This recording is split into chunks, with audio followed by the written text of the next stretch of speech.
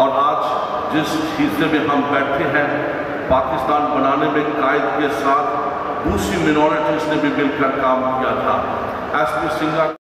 हकीकत है कि जो हमारा दुश्मन है वो हमें कहीं भी स्टेबल होने के अंदर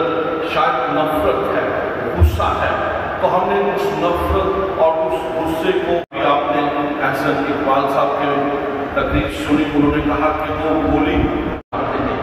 लेकिन दूसरी जानब हम खुदावंद के शुक्रगुजार हैं कि इस धरती ने ऐसे स्कूल, लेकिन जब अनासर कभी कभी हमारे दरमियान ऐसे आते हैं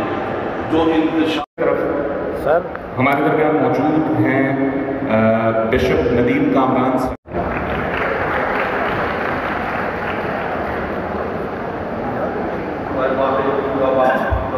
ऑफिसर मौजूद हैं,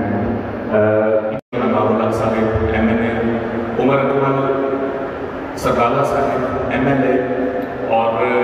खुसूसी तौर पे आज की इस कॉन्फ्रेंस को जो प्रेजाइड होगा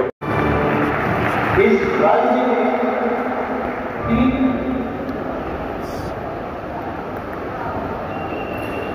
जी बुनियादी करते हैं, और मैं समझता हूँ वो मेरी नुमाइंदगी कर रहे होते हैं, वो मेरे मुसलमान भाइयों की, मेरे हिंदू भाइयों की नुमाइंदगी करते हैं। और ये